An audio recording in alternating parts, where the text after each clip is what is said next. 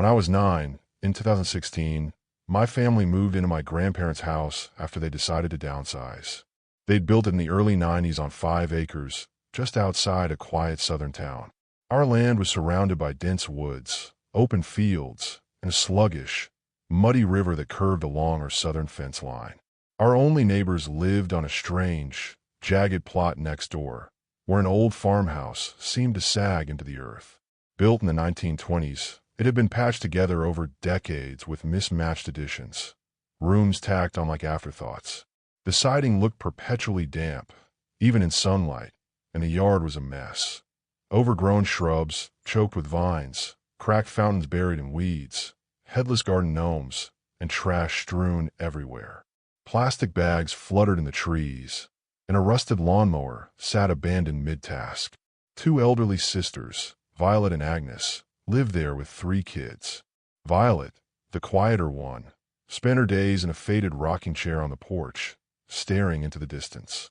Agnes, though frail, was more lively but moved with visible pain. Both were well into their 70s.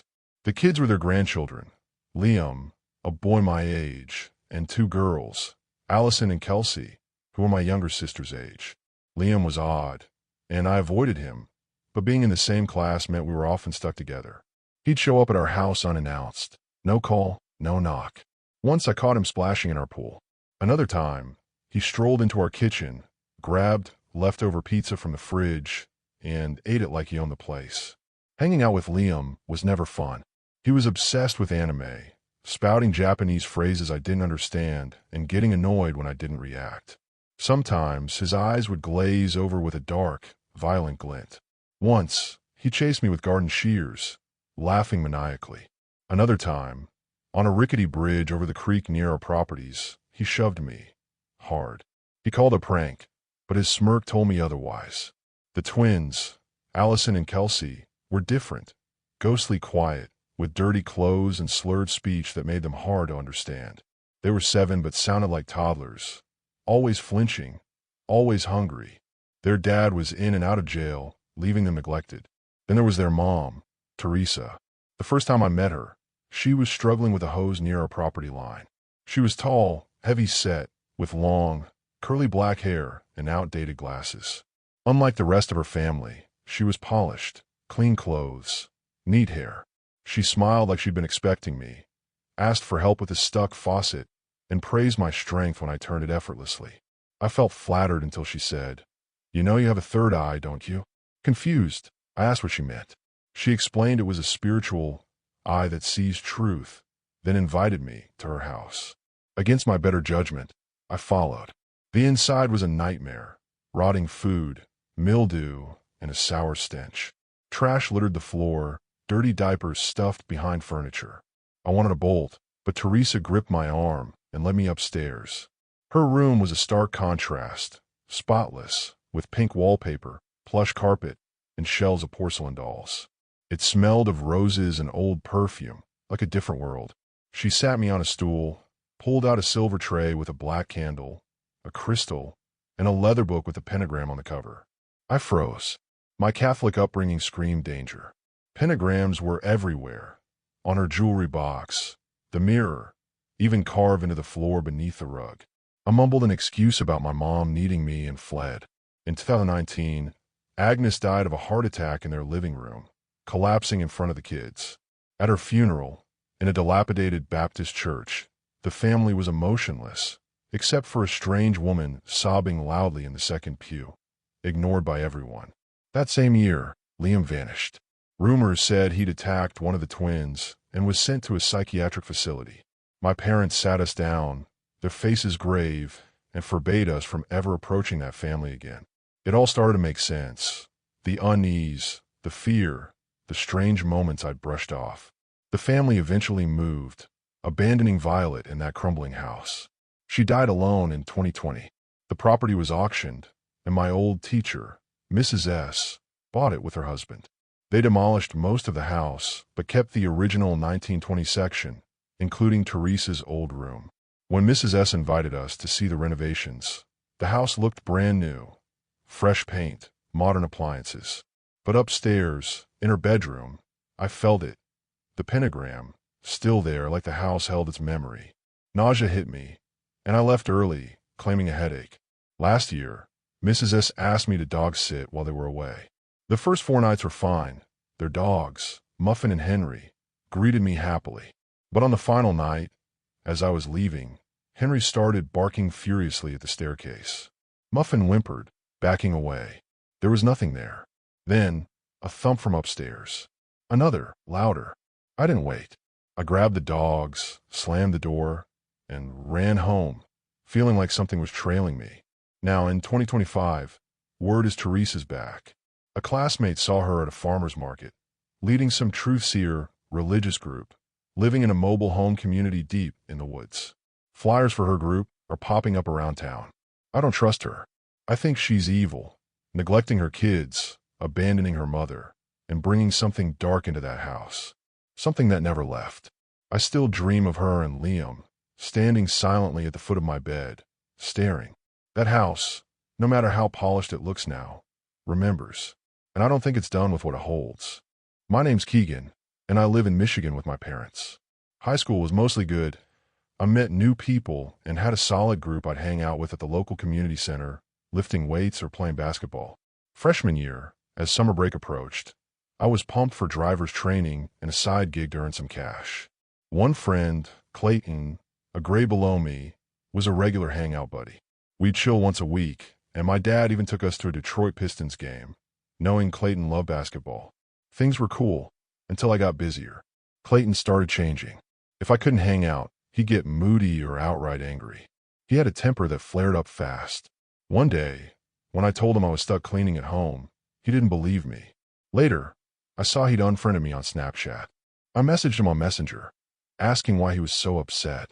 He accused me of lying to ditch him. Honestly, I had started avoiding him sometimes. He was getting annoying, and I'd make excuses like having other plans. But his reaction was intense. He felt excluded, and one night, after sunset, he showed up at my apartment unannounced. I asked why he didn't text first. He just stared at me, silent, with this unsettling, blank look, then walked away slowly. I turned off my Snap Map after that, hiding my location. A month later, he was still sulky or mad when I couldn't meet up. Then my friend Nick, who rarely hung out with us, texted me. He knew Clayton and Clayton's ex-girlfriend. What he told me, along with the ex, made my blood run cold. Clayton had held a knife to his ex's throat and assaulted her. I knew then he was dangerous. I blocked him on every platform. He spammed me on Instagram, demanding why I was cutting him off. I lied, saying I needed space and might reconnect later, just to get him to stop. That night, while my parents were out of town for dinner, I heard a knock at the door. Peering through the peephole, I saw no one. I cracked the door, empty hallway. Thinking it was a prank, I brushed it off. But later, glancing out my bedroom window, I saw a flash of light by the sidewalk. My stomach dropped. A tall figure stood outside my window, Clayton. I yelled for him to leave. He demanded I let him in to talk. I refused. Then he raised his hand, and I saw it, a knife, glinting in the dim light. I shouted I'd call the police. He bolted. When the cops arrived, I gave them his description, but I never heard from him again. I suspect he ended up in juvie. That night was one of the most terrifying of my life, especially being alone. I'm grateful I cut ties when I did. Staying friends might have made me a target, or worse. In late 2022, I went on what I thought would be a fun first date with Emily, someone I'd matched with on a dating app. We'd texted for 2 weeks, bonding over our love for horror movies. When Smile hit theaters, we decided it'd be the perfect date. We chose a Thursday night, a 10:15 p.m. showing at a small, rundown theater just outside town. I picked her up at 9:30. She was friendly but shy, quiet during the drive, until we started chatting about our favorite scary films. The theater's parking lot was nearly empty, and I joked it looked like a horror movie set. Flickering lights, no one around. The lobby was deserted except for one worker at the concession stand. When I asked if the theater would be packed, he laughed and said we were the only ones who bought tickets. We thought it'd be awesome. No crowds, just us and the movie. We settled into theater 6, picking seats dead center and 4 rows from the back. It was freezing, and Emily shivered, so I gave her my hoodie. We laughed about the eerie vibe of being alone in the massive room, chatting as we waited for the previews. Things felt good, like we might click. But just as the lights dimmed and the final trailer ended, I caught movement out of the corner of my eye. Someone entered the theater. They didn't pause, didn't check their phone for seats, just walked slowly up the steps and sat directly behind us. Out of 100 empty seats, they picked the one right at my back. Emily glanced back, her expression uneasy.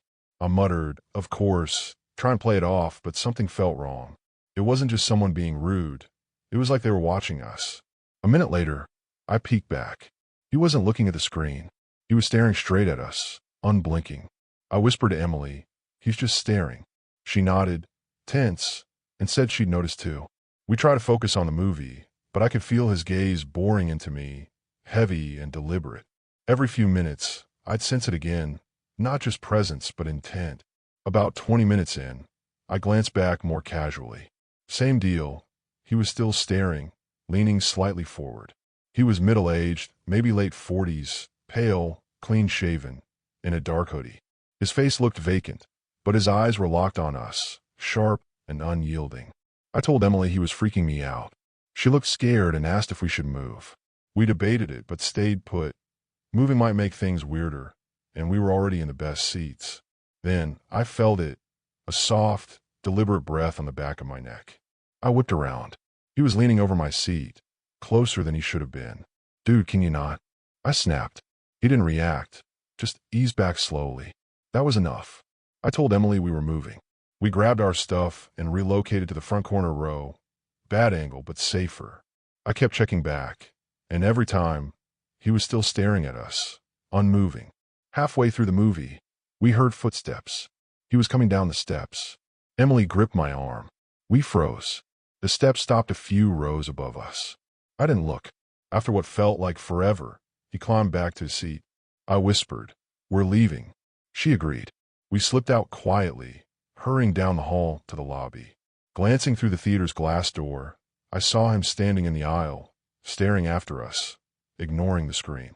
We told the concession worker about the guy. His face fell. "Again," he said. I pressed him, and he admitted the man had been showing up for a month, always for late screenings, never buying anything. Others had complained, but management wouldn't act unless he broke a rule. Emily, near tears, asked for an escort to her car. A janitor walked us out. The guy didn't follow, at least, not that we saw. Driving Emily home, I couldn't shake the fear he'd noted my license plate or tailed us from a distance. For weeks, I was paranoid. A cop friend said the theater could have kicked him out. No question. I avoided that area after that. Emily and I texted a bit, but never met again. The experience shook us both. I haven't returned to that theater, and though I've seen no online reviews about the guy, I wonder how many others he's terrified.